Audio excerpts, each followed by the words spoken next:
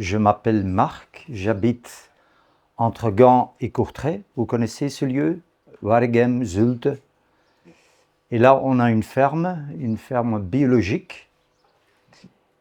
Et le départ, c'est naturellement le sol vivant qui nourrit les plantes pour que la nourriture devienne vivante, c'est-à-dire pour nourrir finalement notre corps, pour restaurer aussi notre corps finalement.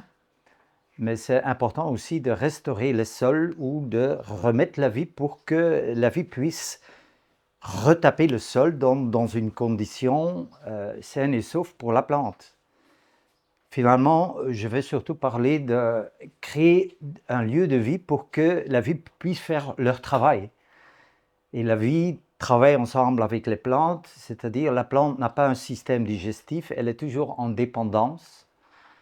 Et c'est la vie justement qu'elle va être entourée par une vie qu'elle va aussi nourrir en même temps. C'est-à-dire, il y a toutes des choses qui vont d'elles-mêmes, mais souvent, il y a des dérangements, des résistances dans le sol, et c'est à refaire tout ça. Mais surtout comprendre qu'il y a un lien entre la plante et la vie microbienne dans le sol. Et voilà, le titre c'est Compost et thé de compost. Compost, finalement, c'est un système de transformation à partir des déchets qui sont disponibles sur la ferme ou dans les environs. Et la vie va la transformer en quelque chose qu'on appelle humus. C'est vraiment démolir les vieilles structures pour en faire une nouvelle structure. Ils vont refaire une nouvelle maison dans laquelle ils vont habiter. C'est-à-dire, c'est une transformation qui se passe très vite au moment que vous créez des conditions de vie. Voilà. Et si on a un compost de qualité, vous avez la possibilité d'en faire un thé ou un extrait. La finalité, c'est toujours remettre la vie dans le sol. Soit ça passe par un compost, soit ça passe en faisant un thé de compost pour remettre la vie dans le sol. C'est comme une inoculation. C'est comme si vous faites un pain, vous utilisez des levures ou des levains. C'est la même idée aussi en faisant un vin. Il faut avoir des levures pour transformer ce vin en quelque chose de bon et de beauté. Dans le sol, c'est la même. Hein? Le sol, c'est plus qu'un substrat, c'est quelque chose qui est vivant. Mais c'est important justement de remettre le sol en vie pour faire cette fonction, pour faire travailler tout ça. Voilà, j'ai en même temps amené quelques composts de la ferme et je viens de vous raconter un peu comment on travaille, comment on fait le compost, quels sont les critères justement de traitement pour transformer cette matière organique en quelque chose qui est stable, mais qui contient tous les nutriments qu'il faut et qui est habité. Ouais. Voilà. Ici, j'aime bien cette affiche parce que en 2015, c'était l'année du sol par le Food and Agriculture Organization. Mais ce tableau, cette peinture ou cette affiche explique très bien le message. Ça veut dire qu'on voit les plantes qui font tous de la photosynthèse, ils font des racines. L'un va pivoter plus qu'un autre, mais il y a une diversité de racines. Et chaque plante fabrique des sucres et des substances, finalement aussi, pas uniquement pour produire de la biomasse, mais aussi pour nourrir la vie qui entoure la plante, c'est-à-dire qui entoure les racines. On voit que dans la zone racinaire, il y a une activité beaucoup plus importante parce qu'il y a quelque chose à manger. Et la sagesse, c'est qu'il y a une sagesse, c'est-à-dire la plante a besoin des nutriments, elle va demander ce qu'elle a besoin, mais pour avoir ça, il faut coopérer avec une vie, une plus grande diversité pour avoir cette réponse. Voilà. Et quand vous voyez where food begins, ça veut dire que là commence la nutrition des plantes. Dès qu'on commence à utiliser des intrants, ben, on va toujours influencer à partir de l'extérieur. C'est très important de connaître le sol comme un être vivant, sans dérangement de l'extérieur. C'est toujours intéressant de connaître le vrai visage du sol et à partir de son visage, de regarder quels sont les besoins pour restaurer tout ça. Parce qu'on voudrait quand même devenir autonome, c'est-à-dire, oui, c'est bien de corriger les plantes par des intrants, des oligo-éléments, des macros, des matières organiques, mais il faut que tout revienne à la source. Il faut back to the roots et aller à la source. Et c'est pour ça que la première chose, c'est la vie microbienne. Et c'est pour cela que pour introduire une grande diversité de vie microbienne, on va faire un compost à la surface, pas dans le sol, mais on va faire un compost pour que le processus de transformation soit contrôlé. On va diriger un processus tel que la vie en présence d'oxygène, en présence d'eau, qui savent transformer les déchets en quelque chose de haute valeur, ce qu'on appelle humus. Finalement, humus, c'est le résultat d'un système digestif. Vous allez voir que la matière organique qui passe par le processus de compostage, cette matière organique va digérer et passe peut-être une centaine de fois les différents organismes pour que ça devienne quelque chose qui ressemble à une structure comme je vous montre ici. Hein. Ça, c'est un résultat d'un système digestif. On ne reconnaît plus la matière organique du départ. Il y a vraiment une transformation qui a été effectuée. Voilà. Et je vais d'abord montrer un peu comment on fait le compost pour arriver à créer un lieu de vie où il y a une grande diversité. Je parle de bactéries, je parle des champignons, mais je parle aussi de protozoaires, des nématodes. Il y a tout un réseau alimentaire. Et cette richesse, on va l'apporter dans cette zone où la plante va nourrir en même temps cette vie, mais il y aura une symphonie, c'est-à-dire l'un va nourrir l'autre et l'autre va apporter tout ce que la plante a besoin pour se développer. C'est le paradis. Voilà. Alors, c'est quoi la matière organique?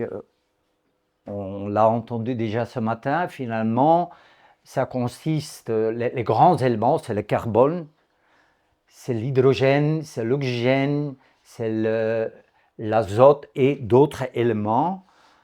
Mais disons déjà 95% de la matière organique est déjà basée sur ces 4 éléments.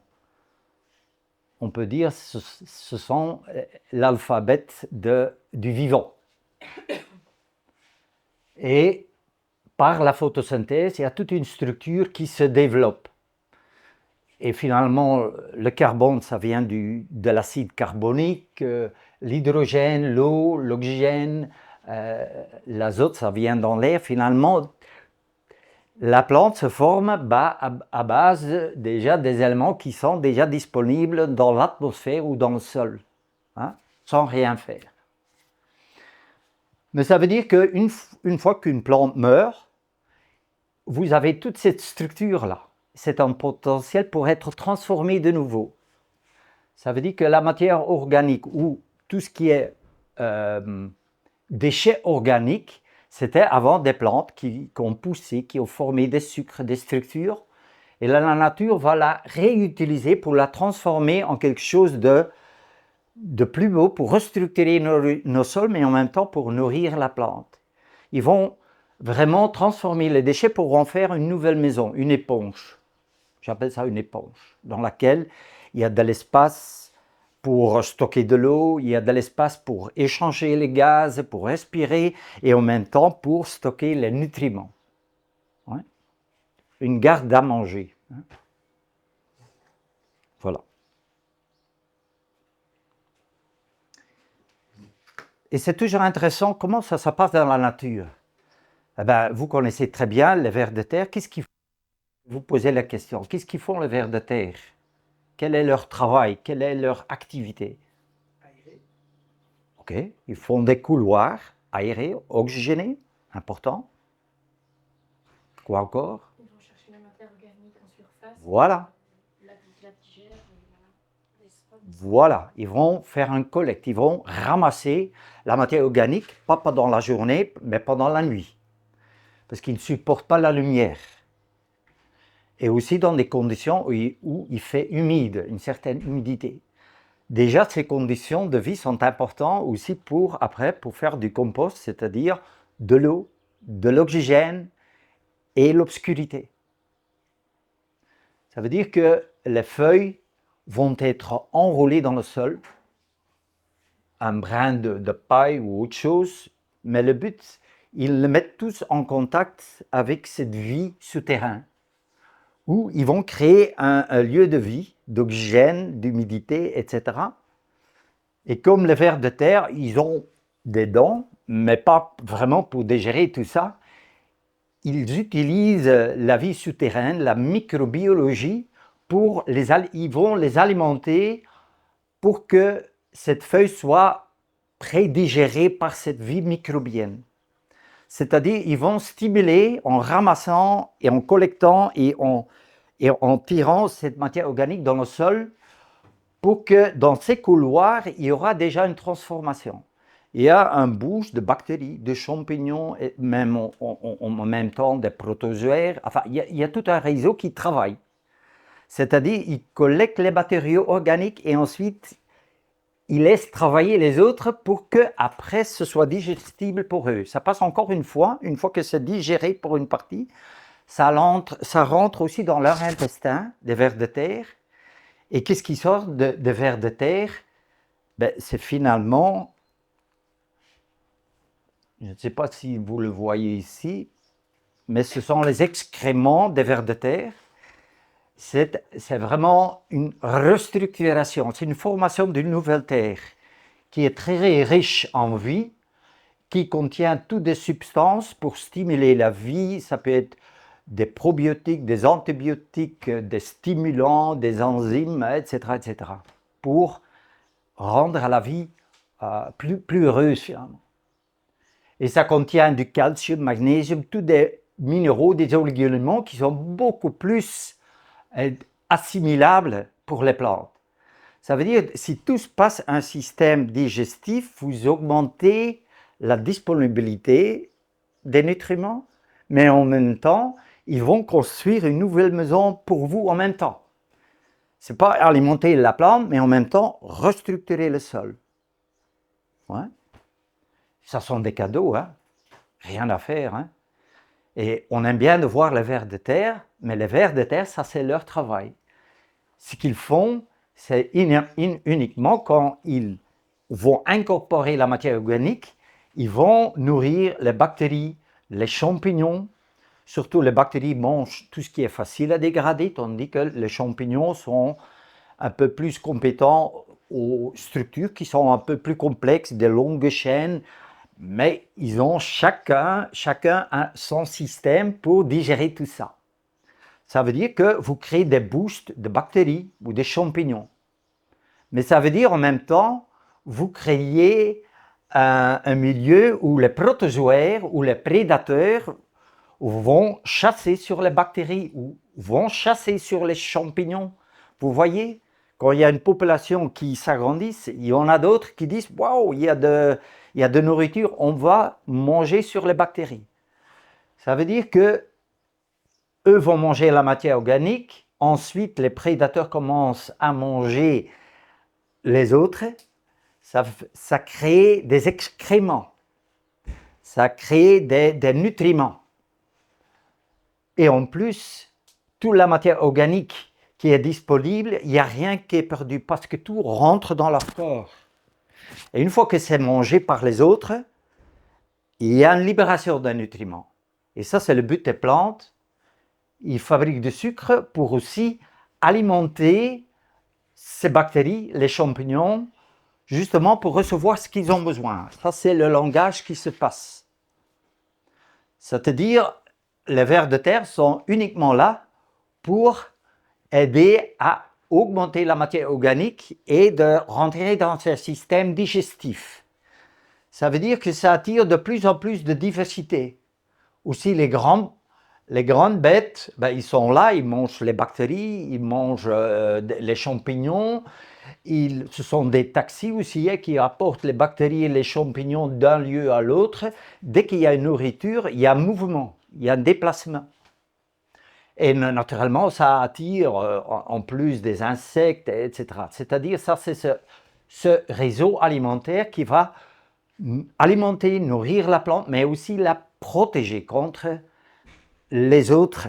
C'est-à-dire, on rentre dans une balance de plus en plus équilibrée. Hein?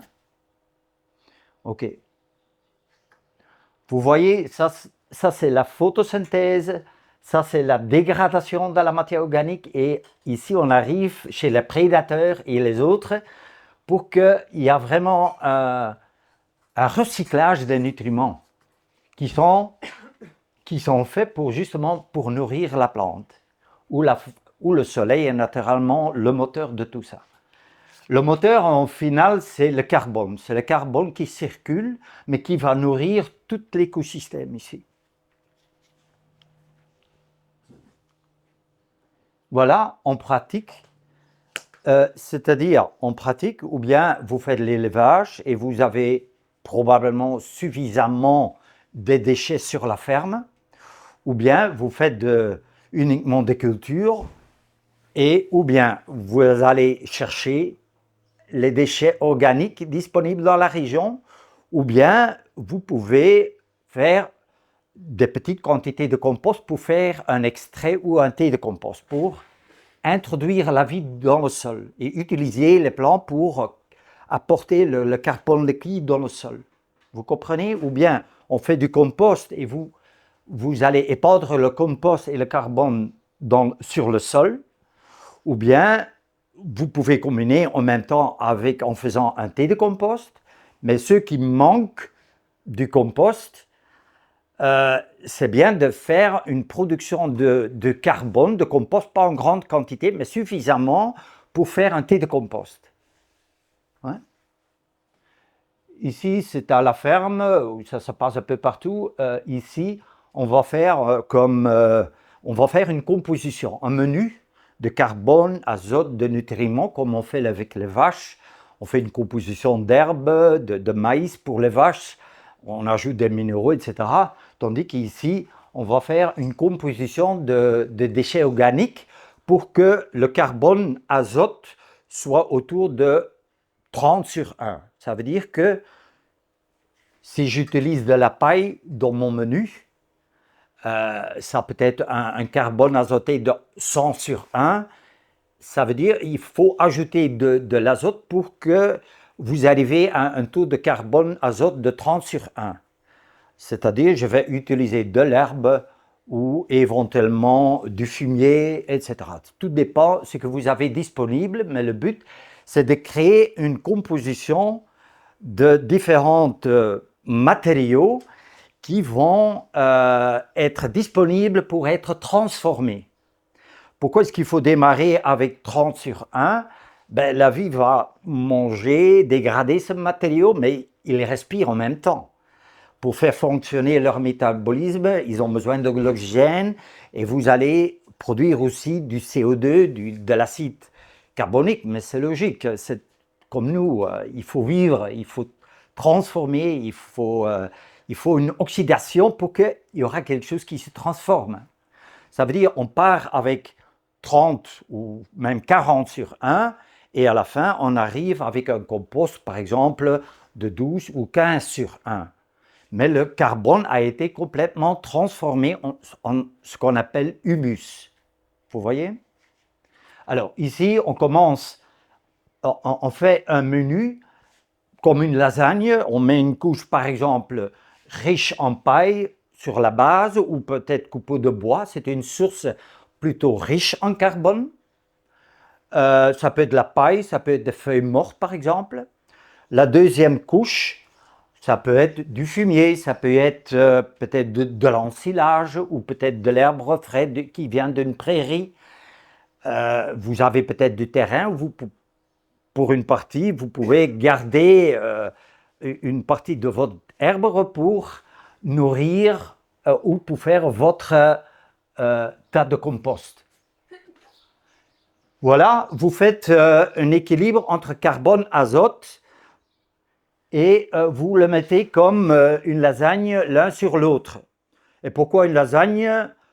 Je vais respecter le rapport entre carbone et azote. C'est-à-dire, si je prends une volume de carbone, un bac par exemple rempli avec des coupeaux de bois, ça demande au moins un bac avec soit de l'herbe ou d'autres déchets qui sont un peu plus riches en azote. Et la tendance est même qu'on augmente plus le carbone que l'azote. Le but, c'est on va créer un menu pour cultiver en même temps, pas uniquement les bactéries, mais aussi les champignons. On a besoin des champignons pour aussi restructurer le sol et pour former des structures avec les plantes pour chercher l'eau et les nutriments aussi dans la profondeur du sol. Hein? Alors, une formule, c'est par exemple chez nous à la ferme, il y a environ, si je prends 100% de volume, il y a environ 60 volumes minimum de coupeaux de bois, de la paille, éventuellement de feuilles mortes, s'ils sont disponibles. Il y a encore 40% à remplir, ça peut être les déchets, ça peut être du fumier, mais comme le fumier contient déjà suffisamment de la paille, elle est déjà en équilibre. Si elle n'est pas en équilibre, ben, vous ajoutez soit de coupeaux de bois ou de la paille en plus. C'est question, hein, un fumier avec très peu de paille, ben, ça se tasse aussi, ça pourrit aussi plus facilement. C'est pour ça qu'il faut corriger la composition pour que vous avez un bon rapport entre carbone et azote. Et ce que nous on fait aussi, on ajoute une terre limoneuse ou de l'argile. C'est rare d'entendre ça, mais c'est quelque chose qui travaille. N'oublie pas, dans le sol, disons, la grosse partie, ce sont les minéraux, soit une combinaison de sable, limon, argile, peut-être uniquement de l'argile ou une combinaison des trois, n'importe. Mais on cherche surtout d'ajouter de l'argile ou une terre limoneuse. Pourquoi? Parce qu'en ajoutant de l'argile, on va créer un milieu où la matière organique va rencontrer aussi la matière minéraux et ils savent en faire des complexes qu'on appelle argilo-humiques.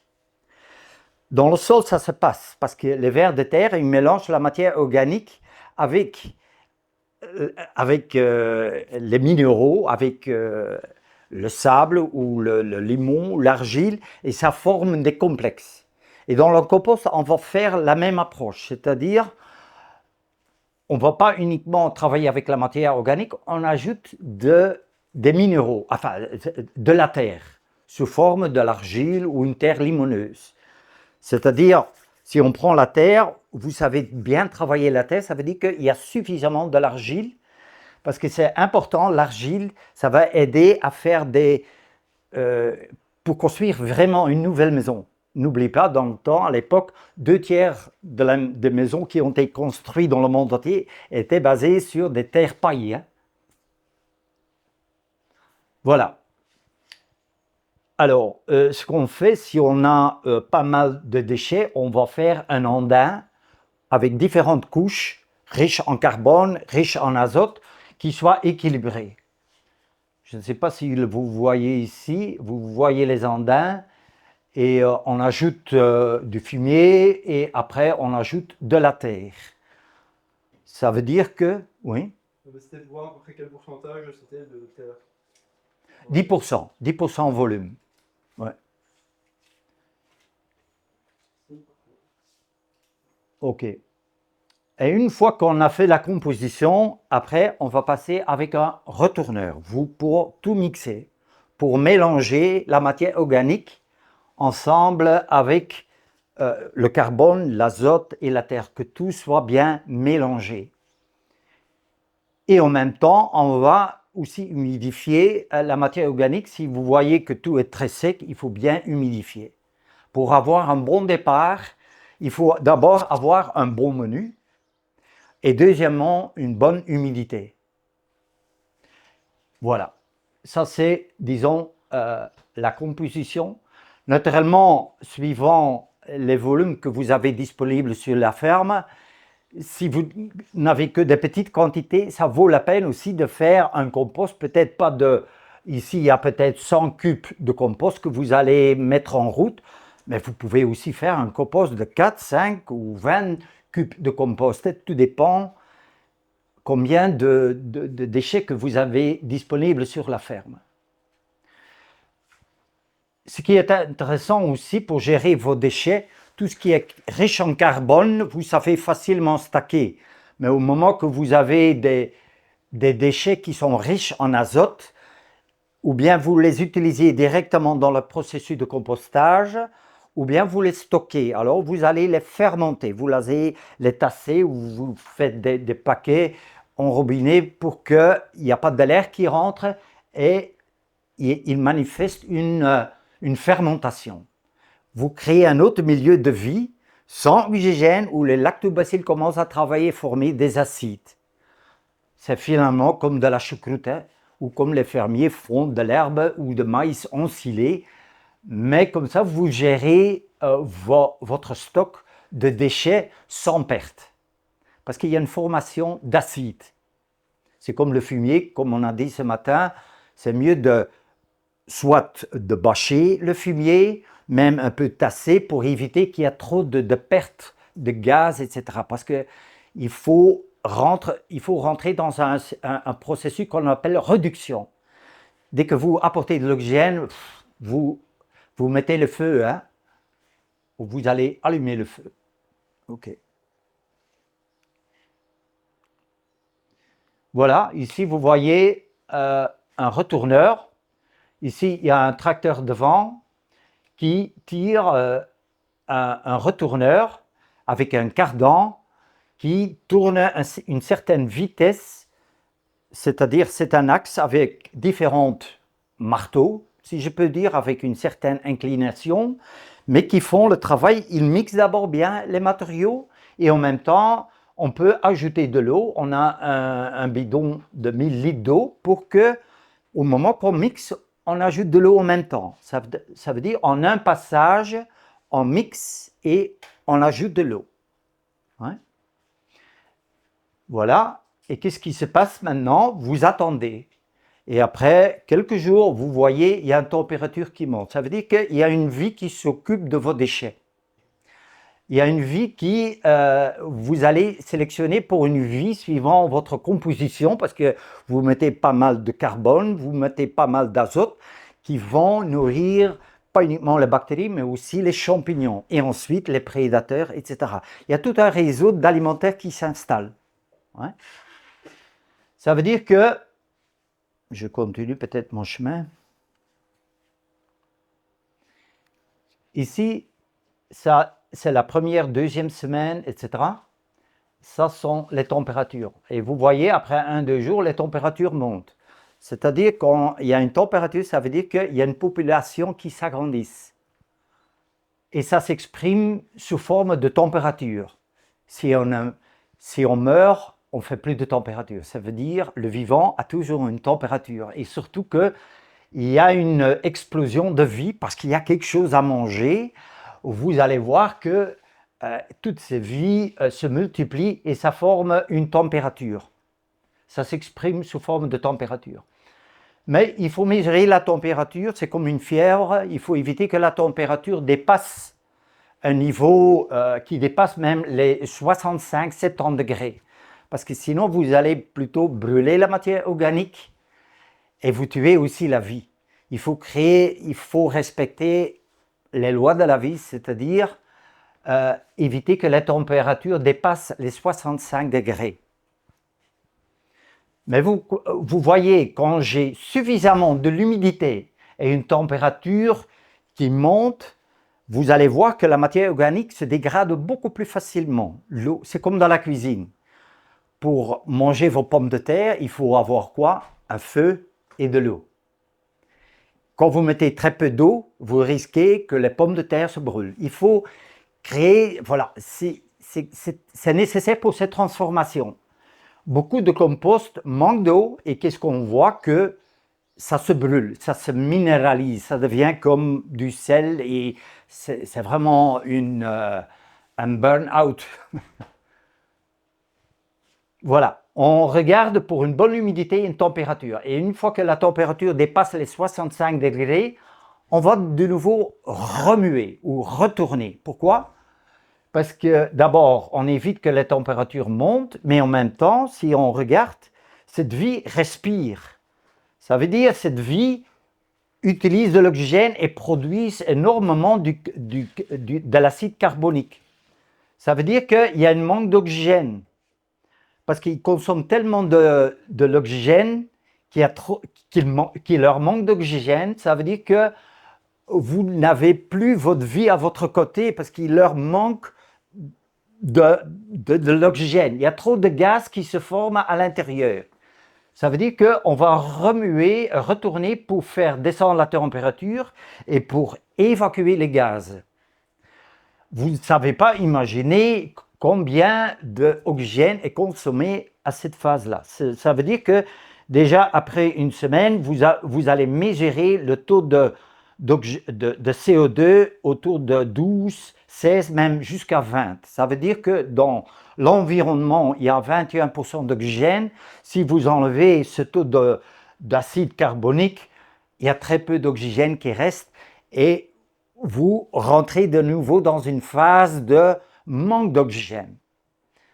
Avec la conséquence que beaucoup de nutriments vont se perdre par des gaz. Il faut justement remettre de l'oxygène pour que la vie puisse continuer leur transformation. Ça veut dire qu'on va chaque fois mesurer la température. Si les tas sont grands, on mesure en même temps l'oxygène pour être sûr que vous avez deux paramètres à contrôler. Et naturellement, le troisième paramètre, c'est l'humidité. Il faut mesurer, il faut évaluer aussi qu'il y a une bonne humidité présente pour que la vie puisse faire leur travail. Ça veut dire qu'il y a un processus d'hygiénisation. Ça veut dire que tous les parasites, les mauvaises herbes, il y a une purification. C'est comme un enfant qui a de la fièvre. L'enfant se transforme vers une nouvelle phase. C'est nécessaire d'avoir cette hygiénisation pour former une nouvelle terre. Oui, c'est vraiment un resetting. Cette phase s'appelle breakdown, ça veut dire dégradation.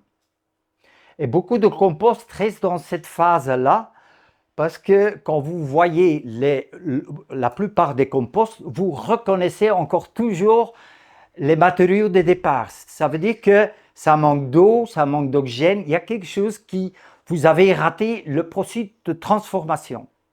C'est pour ça, à l'œil, si vous mettez une dizaine d'échantillons de compost, ben, je vais vous montrer où le processus a été continué, où il y avait un manque d'oxygène, d'humidité, etc. Ça veut dire qu'il faut d'abord démolir la vieille maison. C'est comme une vieille maison, hein, où les tuiles commencent à tomber par terre, les gouttières, c'est-à-dire ils vont démolir carrément la maison pour en faire une nouvelle maison. Et ça, c'est l'éponge qui se manifeste. Une nouvelle maison qui est habitée dans laquelle ils stockent les nutriments. Et vous voyez, la phase de breakdown, ça dure une bonne 2 semaines. Et après, on voit que la température commence à descendre. Mais on a une toute autre réalité des déchets. Vous allez de plus en plus moins reconnaître vos déchets de départ. Parce qu'il y a ce système de transformation, de manger et d'être mangé. Ouais. Ça veut dire que tout le processus, ça dure 6 à 8 semaines. Si vous gérez bien, si vous contrôlez bien, en 6-8 semaines, vous créez une nouvelle terre. Hein, ça va très vite. Hein. On est des champions pour produire un corona. Hein, ça s'appelle corona, ça veut dire une couronne. Ça veut dire on a mis une couronne sur notre œuvre, mais notre œuvre, c'est créer autre milieu. Un milieu de vie, un milieu qui est respirant. Et voilà, ça veut dire qu'en en 8-10 semaines, vous avez un compost qui est achevé et qui peut rester en repos pour rentrer encore plus en maturité. Ou bien vous utilisez alors le compost comme un compost jeune ou vous le laissez encore rentrer en maturité pour créer des structures un peu plus complexes. Mais toujours avec des habitants. Ça veut dire que le compost devient une source de vie. Pas uniquement des nutriments, mais une source de vie.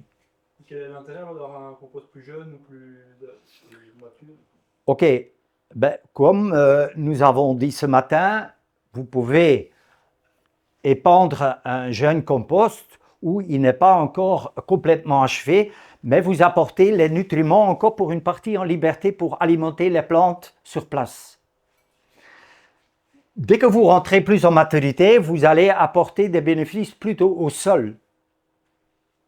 Et ça, c'est l'équilibre. Si vous arrivez à créer une éponge, dès que vous avez une éponge, les réponses sont là. Stockage d'eau, nutriments. Mais si vous êtes encore dans une phase de limite, ben, il faut un peu alimenter la plante et en même temps aussi alimenter le sol. Ce sont les choix qu'il faut faire. Mais on a tous besoin de restaurer nos sols. On a un intérêt aussi de faire augmenter le carbone. Mais il faut que ça passe un système digestif, sinon ça ne devient pas stable. C'est-à-dire, on va mesurer si ça c'est le tas. C'est-à-dire, le tas, ils ont comme une forme de triangle. Ça veut dire que ici, il y a moins de matériaux qu'en bas. Ça veut dire que ça pèse moins. C'est beaucoup plus léger. Et en plus, quand il y a une température à l'intérieur, ça travaille comme une cheminée. Vous voyez peut-être ici, ça fume, c'est la chaleur qui passe par la cheminée. Et ça évite justement pour faire, ça stimule justement pour faire moins de retournements. Tout dépend de votre composition et comment vous faites votre tas. C'est pour ça qu'on ne va non plus pas exagérer dans la dimension des tas, c'est-à-dire on ne va pas dépasser les 2,5 mètres, 3 mètres et l'auteur 30, 40, 50 au maximum. Parce que plus petites sont les dimensions, plus vite va le processus de compostage. C'est-à-dire, on va mesurer la température au milieu, parce que là, la température est la plus élevée. Si on va mesurer le CO2, comme ces gaz sont lourds, ils se stockent à partir du sol et en haut, et on va mesurer avec une tige, disons, on touche le sol et on retire la tige. C'est une tige avec 3 trous et avec la pompe, on va absorber les gaz et on le met en contact avec le cylindre ici. Il y a un liquide dans lequel on met le gaz en contact avec le liquide, on va mélanger et alors on va lire combien de gaz carbonique est présent dans le compost. Parce qu'il faut créer de l'oxygène et il faut avoir une température et une bonne humidité. Ça sont les 3 paramètres pour transformer la matière organique. Ici, on voit le cylindre et là, normalement, c'est 0, mais ici, elle indique 8 à 10%. C'est-à-dire, une fois qu'on a 12 ou 16%, c'est le moment de retourner.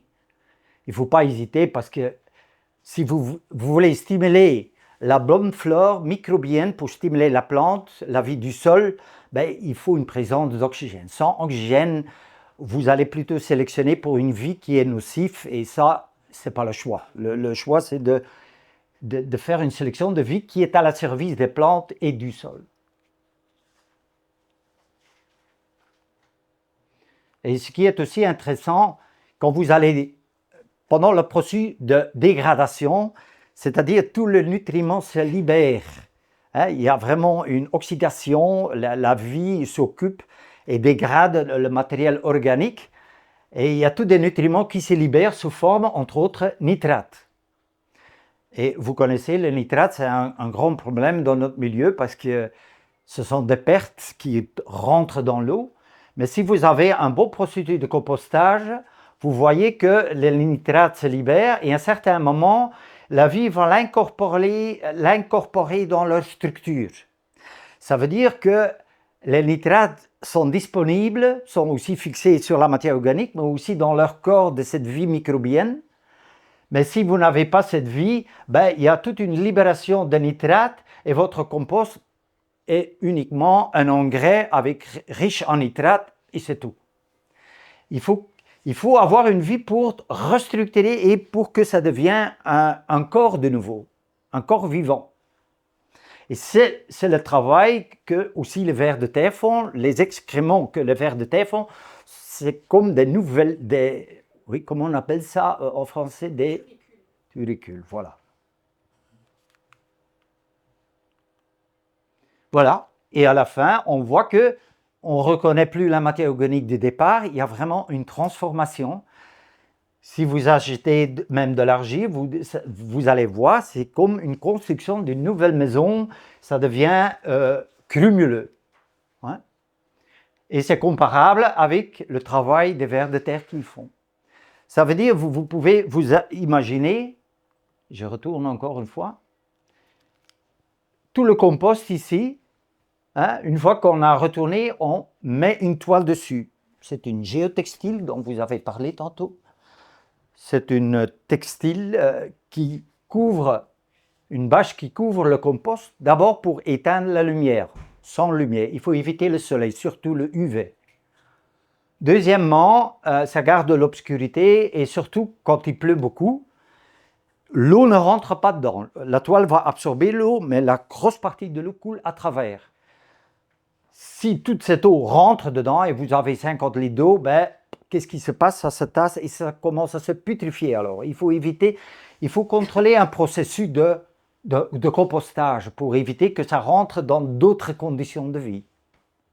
Troisièmement, quand il y a beaucoup de vent, ça garde, ça protège. C'est la peau, finalement, c'est comme un ver de terre avec sa peau dessus. Voilà, c'est si simple que ça. Ouais. Et c'est comme un intestin dans lequel il y a une transformation de nutriments et de vie. Okay. Ici, vous voyez qu'on tourne, il y a évacuation de température, même de l'eau, mais on ajoute de l'eau. C'est dans la cuisine, souvent il faut rester sur le pot, tourner pour que ça ne brûle pas.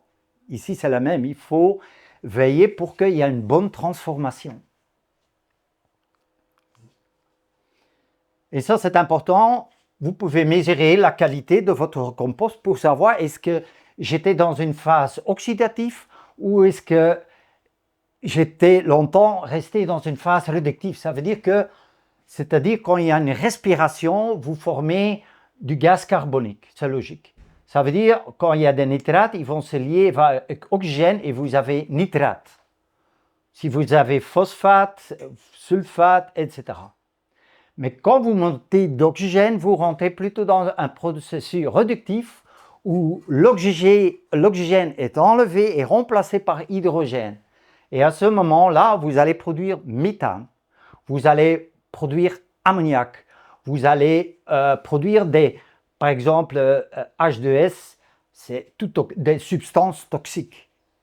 Ça veut dire que vous pouvez mesurer avec un simple test box pour savoir est-ce que mon compost est mûr et prêt pour être épandre sur mon terrain. Et naturellement, ce sont des méthodes, mais qui montrent que c'est un indicateur si vous êtes dans un processus oxydatif ou réductif. Il faut quand même contrôler tout ça. Ouais. Ça veut dire que si vous avez une dizaine de composts, tous portent le nom, mais je parle ici de compost de qualité. Il faut créer un lieu de vie pour qu'il y ait une vie, une inoculation de vie que vous allez utiliser pour faire un thé de compost. Ouais. Une autre chose, une autre possibilité, c'est que, ok, ça demande une organisation, c'est-à-dire vous avez des grands volumes, c'est-à-dire il faut créer un lieu où vous allez faire du compost. Deuxièmement, il faut avoir un point d'eau pas très loin pour donner de l'eau. Il faut peut-être, si vous avez de grandes quantités, un retourneur, ça demande certaines accommodations, mais ça fonctionne justement pour restaurer vos sols. Si votre quantité de déchets est très limitée, ok, vous pouvez faire des petites quantités de compost. Ou bien vous allez faire des petits tas de compost comme je vous ai montré, sur petite échelle, Ou bien vous pouvez faire ce qu'on appelle un Johnson-Su compost bioreactor, c'est-à-dire vous allez faire un compost, mais qui demande 1 an de temps, mais dans laquelle, hein, je vais vous expliquer, vous avez par exemple ici, vous pouvez imaginer, je mets par terre une palette, hein, une palette en bois, et autour je fixe quelques poteaux. Et alors je mets autour un filet. Comme ça, j'ai déjà la forme de mon bioréacteur et dans laquelle je vais fixer quelques bus verticales pour 2-3 jours. C'est-à-dire, je vais d'abord créer mon cadre, mon bioréacteur et à l'intérieur, je vais installer quelques bus à une distance d'environ 30 cm. Des tubes. Des tubes. Comment? Des tubes. Ouais. Et alors, je vais remplir tout mon réacteur avec la composition dont je vous ai parlé, c'est-à-dire riche en carbone et de l'azote, éventuellement de l'argile. Vous allez bien humidifier jusqu'à 70%, que ce soit bien humide, et vous allez remplir tout le bioréacteur jusqu'en haut. Ouais. Rien tasser, justement l'introduire. Et après 2-3 jours, vous allez enlever les tiges, les tubes. Le but, ça crée des couloirs d'oxygène jusqu'en bas, hein, comme les vers de terre. Ça veut dire qu'après 2-3 jours, vous allez aussi voir la température, mais la température va s'évacuer par ces couloirs. Hein? Aussi les vapeurs de l'eau, tout se passe. Il y a un système, elle se règle elle-même. La seule chose qu'il faut veiller, c'est que de temps en temps, vous ajoutez de l'eau. C'est-à-dire, on va protéger ça avec un filet autour, peut-être aussi protéger avec une telle toile et aussi un chapeau dessus pour que la lumière ne rentre pas dedans. Et quand il pleut, vous enlevez le chapeau pour que l'eau tombe ou bien vous créez une conduite d'eau goutte à goutte pour que ce soit toujours alimenté avec de l'eau. Quand c'est sec, les champignons ne se développent pas, ou sinon non plus les bactéries et les prédateurs. C'est-à-dire, vous laissez travailler tous ces systèmes et dès que la température commence à descendre vers 30, vous pouvez même ajouter des vers de terre ou peut-être même un compost qui est mature parce qu'elle contient toute une vie qui va s'intégrer dedans. Aussi, les vers de terre, ils font des œufs, etc. Ça va aider à transformer tout le bioréacteur. Ça veut dire que tout ce processus demande un moment de coopération, c'est le moment où vous allez construire le bioréacteur et la remplir. Et pour le reste, de temps en temps, humidifier, mais pour le reste, ça... Et ici, j'ai amené, vous pouvez regarder tantôt, mais ça, c'est le travail, c'est comme une éponge. Hein? Quand je regarde par microscope, il y a plein de vie. Pas uniquement des champignons, mais aussi leurs spores. Parce qu'à un certain moment, les champignons vont disparaître parce qu'ils n'ont rien à manger. Il faut alimenter. C'est pour ça que quand vous mettez ça sur la terre avec les plantes vont de nouveau activer ces spores. Vous voyez? Mais ça devient comme une éponge. Hein? C'est encore beaucoup plus fin que l'argile. Et ça devient vraiment... Regarde, c'est beaucoup plus fin. C'est vraiment humifié ce matériau. Mais qui est riche en vie microbienne. Ça veut dire que tout ce que je vous ai expliqué, c'est d'abord créer une culture de vie. Il faut d'abord la vie pour après faire un thé ou un extract de ce compost. Le temps de stockage, ça coûterait combien de temps si on imagine qu'on fait ça mais qu'on ne peut pas épandre sur les champs à n'importe quelle période? Oui, mais ici on fait des quantités pas importantes. Hein. C'est peut-être 1 cube de matériaux que vous stockez avec ça. Éventuellement, vous pouvez faire quelques bioréacteurs l'un à côté de l'autre, mais quand vous avez des grandes quantités, vous faites plutôt le retournement avec une machine. Ici, dès qu'on a très peu de matériaux organiques, on peut faire des quantités de compost pour en faire un extrait. Parce que pour faire 100 litres de compost, thé de compost, on n'a besoin que 3 litres de compost, c'est-à-dire on peut multiplier l'effet de ce compost en faisant un thé de compost. Voilà, il a encore marqué, ça veut dire qu'avec le compost, vous allez introduire tout ce qui est tout ce qui est utile pour le sol et pour les plantes. Hein. Naturellement, quand vous allez les introduire, ça veut dire que vous allez aussi diminuer vos chimies ou retournements de terre. Il faut que la vie s'installe et restructure votre sol. Et important que vous avez naturellement toujours le vivant, les plantes dans le sol, les racines qui nourrissent tout cet écosystème.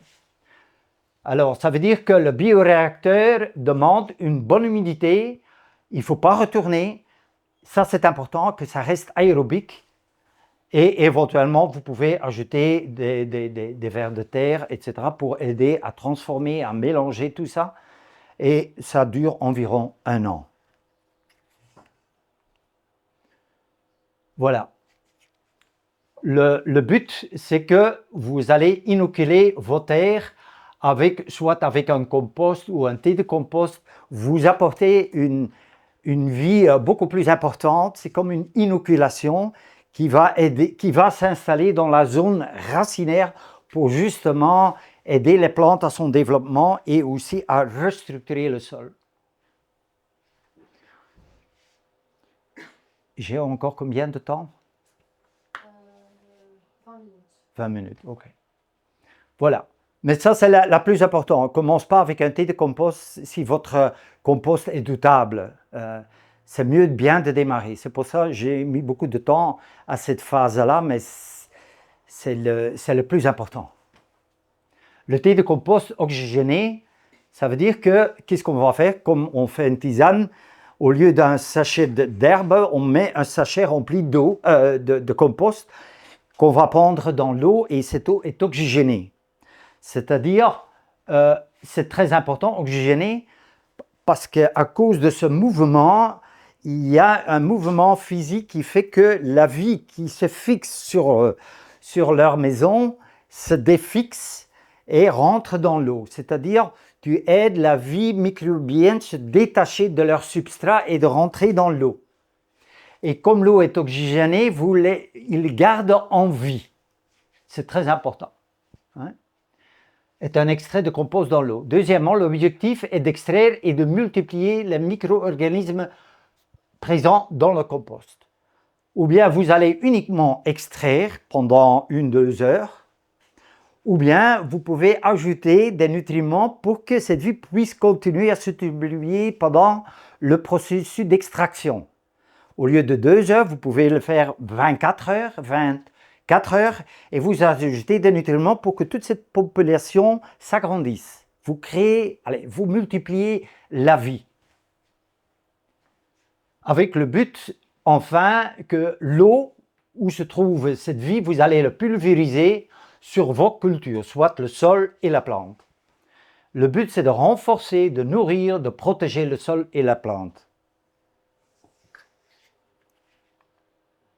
Voilà, ça sont différents systèmes d'extracteurs, mais la base, c'est créer un système qui travaille, qui est oxygène, et surtout, très important, ça je vous montre, que vous avez bien l'entretenu. Il ne faut pas faire du thé de compost et dire je nettoie plus, vous créez des biofilms et vous allez déplacer vos problèmes. Il faut être propre dans toutes ces choses-là. Hein. Ici, comment on fabrique le thé? D'abord, on a un fût dans lequel il y a de l'eau, 40 litres, 100 litres d'eau, 400 litres d'eau, 2000 litres d'eau. L'idée, c'est la même, c'est question qu'il y a une pompe qui souffle de l'air par des disques et ça va oxygéner l'eau. Il y a un mouvement. Ensuite, on va ajouter des nutriments si on veut faire un thé de compost.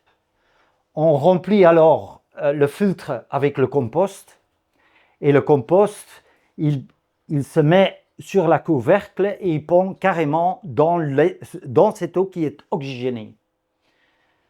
Ou bien vous laissez travailler ça pendant 2 heures ou 24 heures.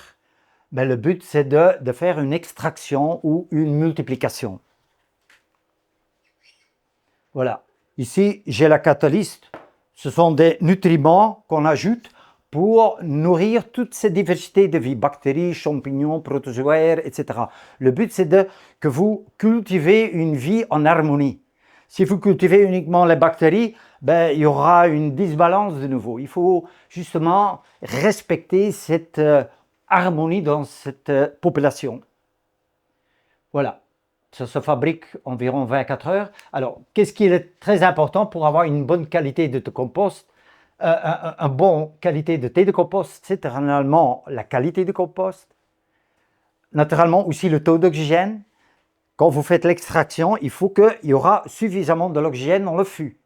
Si le taux d'oxygène diminue, vous risquez aussi de perdre votre vie et sera remplacé par une vie qui est moins exigeante, mais ce sont souvent aussi les pathogènes, etc.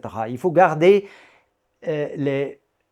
la microbiologie bénéficiaire. Alors, les nutriments, la qualité d'eau, important.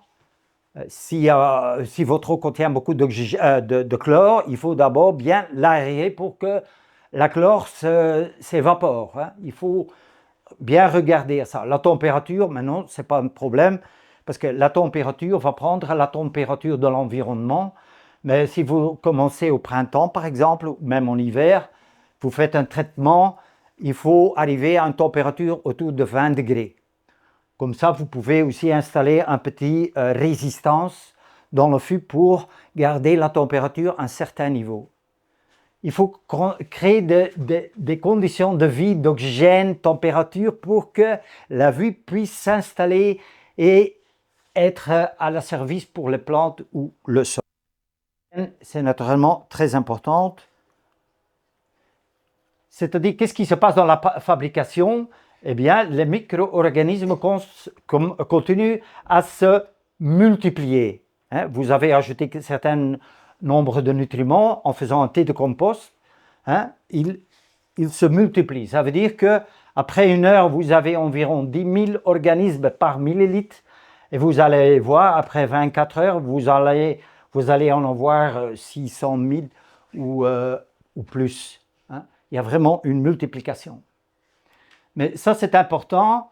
Il ne faut non plus pas donner trop de nourriture, parce que quand vous donnez trop de nourriture, l'activité devient tellement important que le taux d'oxygène peut être un problème, comme je vous montre sur l'autre.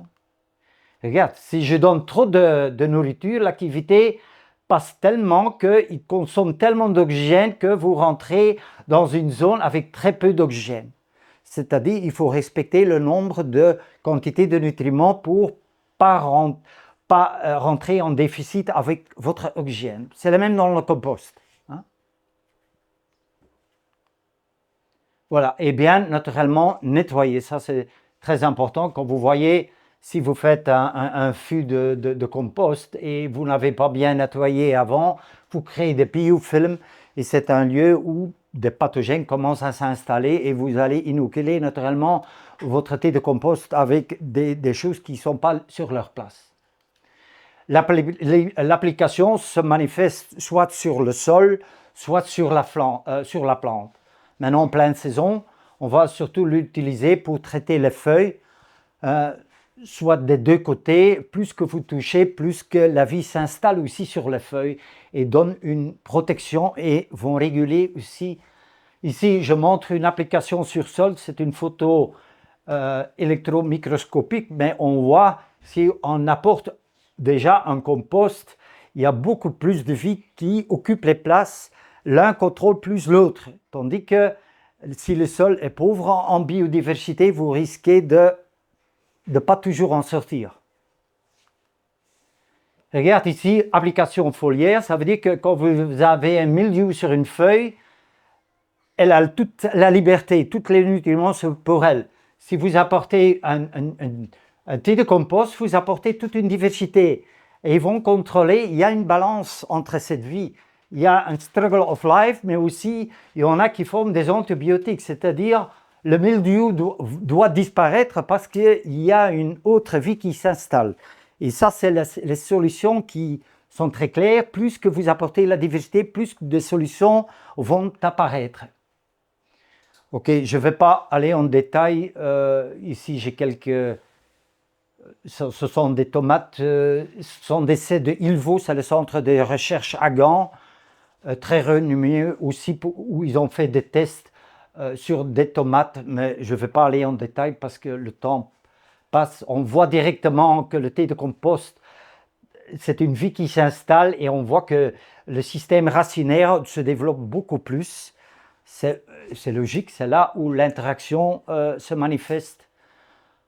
Aussi, peut-être David sait aussi en parler, chez nous on l'utilise surtout aussi pour inoculer vos semences. Si vous avez un thé, vous allez inoculer vos semences avant de semer. C'est-à-dire vous allez enrobiner avec un film de thé pour qu'il y ait un meilleur départ de vos semences. Il y a déjà une protection que vous donnez avec, et c'est en même temps une inoculation.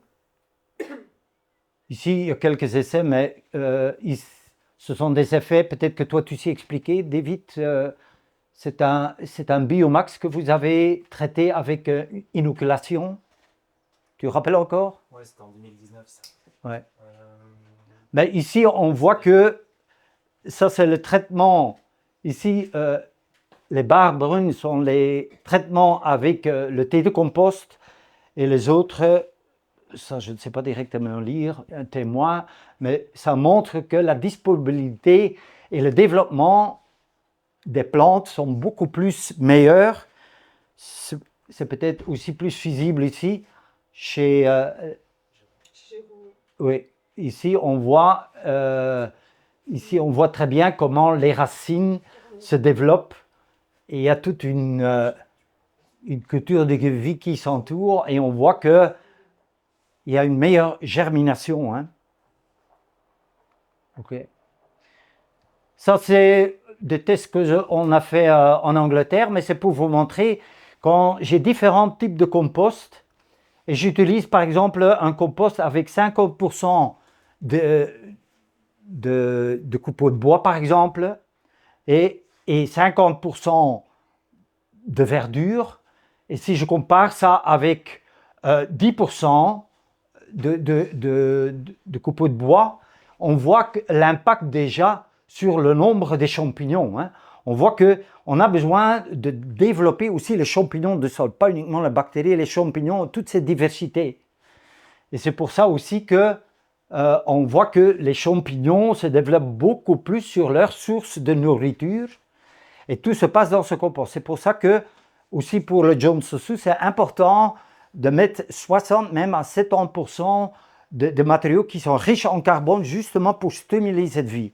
Parce qu'avec nos pratiques actuelles, beaucoup de cette vie est détruite à cause du travail du sol avec la chimie, etc. Mais en faisant un bon compost, vous allez réintroduire toute cette population de nouveau. Voilà, ça c'est pour un peu finir. Mais l'important, c'est d'abord que vous avez un compost bien aéré, hein, qui contient tous les organismes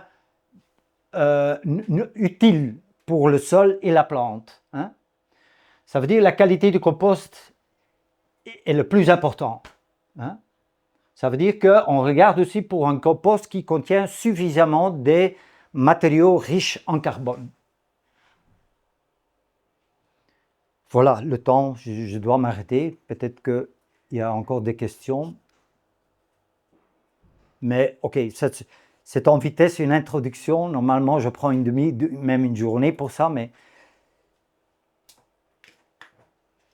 c'est clair sinon? Vous avez un peu des ordres de grandeur, des prix que ça pourrait coûter d'équiper, par exemple, c'est la première solution. Tu vois, il faut mesurer l'oxygène. Il faut s'équiper, c'est clair. Mais vous allez travailler beaucoup plus de déchets qui sont finalement à la perte et qui ne vont pas aider à renouveler vos terres finalement ou nourrir vos plantes. C'est-à-dire, il faut changer aussi le mindset. Il ne faut pas uniquement regarder qu'est-ce que ça coûte, mais ça demande aussi une autre approche dans la tête.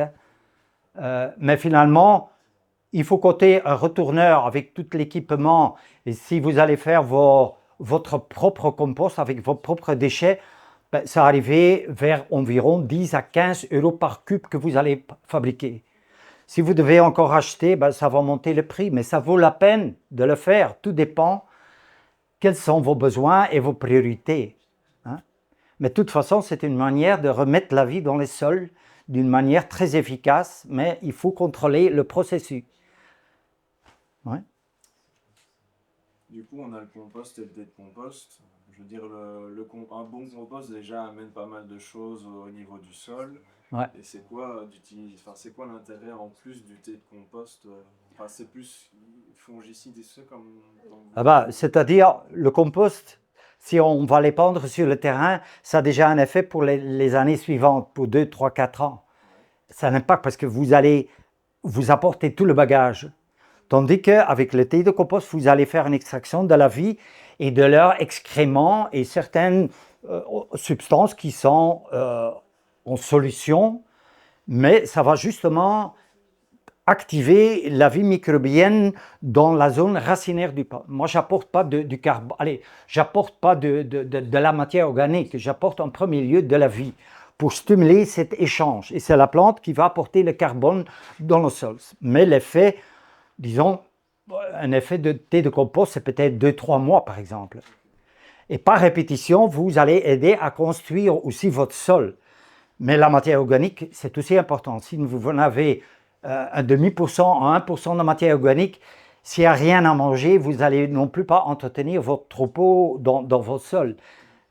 Peut-être les deux, peut-être, oui, ça c'est envisagé, mais il y a d'autres sources aussi de matière organique. Hein. Ce n'est pas uniquement vos déchets, peut-être aussi le fumier. Au lieu de les composter, vous pouvez les pendre, mais vous allez activer votre sol avec une vie qui aide à mieux digérer aussi un compostage à la surface. Tout dépend où vous êtes dans votre... ouais. Pourquoi vous avez choisi cette méthode-là pour le thé de compost? Parce qu'il en existe plusieurs, même des plus faciles, entre guillemets. Oui. Pourquoi vous avez choisi celle-là? Il faut entretenir, d'abord, il faut la qualité. Hein. Il faut d'abord extraire la vie. Oui. Et pour extraire la vie, il faut une présence d'oxygène. Ça veut dire que quand vous faites une extraction, il faut une présence d'oxygène. Il faut un extracteur. C'est ça que vous dites, hein, du thé de compost. Parce que moi, du coup, c'est plus petit, c'est pour chez moi, donc c'est pas pour les... Chez vous à la maison, oui. Donc j'ai un lombricompost où du coup j'ai du thé en dessous qui est extrait. C'est une extraction, oui. Oui, voilà. Et donc après je le dilue dans l'eau et après je Mais ce n'est pas oxygéné, c'est vraiment un jus qui... Oui, il faut le faire Ce que tu dis, directement.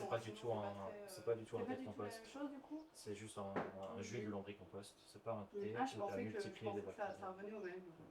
Non, c'est jus. Finalement, c'est un peu de diarrhée.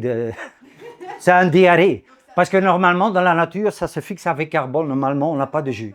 Si vous avez des pertes, c'est pas bon. C'est pas un bon signe. D'accord, je pensais que c'était la même chose. Non, non. Merci. Du coup, là, c'est le problème qu'on amène trop d'humidité alors. Et du coup, on a un excès. Oui, mais oui. Oui, c'est ça. Mais la plupart, c'est aussi des déchets verts. Il y a très peu, il n'y a pas de matériaux bruns, c'est-à-dire les déchets verts, ça contient beaucoup plus d'humidité. Oui, il y a de l'eau qui se libère. Hein. Il n'y a pas un bon ratio entre. Voilà. Peut-être que tu veux ajouter encore quelque chose. Okay. Et le thé de compost, vous l'appliquez à quel moment ou... Ah bah déjà, au moment que vous allez inoculer vos terres, éventuellement, quand vous avez les déchets sur vos terrains, vous avez préparé vos terrains ou la matière organique où vous avez broyé, vous pouvez inoculer aussi déjà avec thé de compost. Hein. Mais idéalement, à partir de septembre, octobre, parce que le soleil tape trop fort, mais on peut le faire sur les feuilles aussi. Hein. Et ça pendant la saison de croissance. Hein. Au moment que les feuilles sortent, ou tout s'ouvre, la formation... Allez, il y a des phases critiques où c'est bien d'incorporer la vie pour justement donner une protection aussi à la plante. Ouais. Okay. Du coup, on voit que le compost, c'était 6 à 8 semaines pour être formé, mais après, si on peut le stocker, est-ce qu'il peut avoir oui. une efficacité Oui, vous stockez, vous laissez ça comme un bon vin, les chaînes deviennent plus longues et la qualité augmente. On voit que la diversité augmente encore en restant le compost pendant quelques temps. Et on doit continuer à l'aérer ou non? Une fois que le processus de fabrication est fait, Ouais. le stock, et justement, il faut que ce soit fermé et Ouais. plus oxygéné. La seule chose, c'est que peut-être quand il est en repos, vous enlevez, je mets toujours la bâche dessous pour garder l'obscurité, vous grattez dedans et vous allez, quand vous voyez ça se dessèche, enfin, vous passez encore une fois un passage pour donner de l'eau. Tout le monde a besoin de l'eau. Hein? Les vaches, ils savent manger, pendant 3 semaines, ils ne savent pas manger, ils savent vivre encore. 3 jours sans eau, mais sans oxygène, c'est aussi un grand problème. Et souvent, beaucoup de compost, si le compost n'est pas bien en maturité ou il se tasse de nouveau, c'est parce qu'il n'a été pas bien dégradé, trop d'eau au début, et ça se compacte. Et tu vois, il y a toujours des raisons pourquoi il n'y a pas vraiment une bonne réalisation de formation de humus. Tout est à voir avec tous ces paramètres. C'est un peu comme dans la cuisine. Il faut faire cet exercice. Mais quand vous faites l'exercice, commence toujours avec un petit tas d'un cube ou quoi. Mais vous allez voir, ça vous donne l'envie de continuer. Mais il faut apprendre un processus de vie. Hein.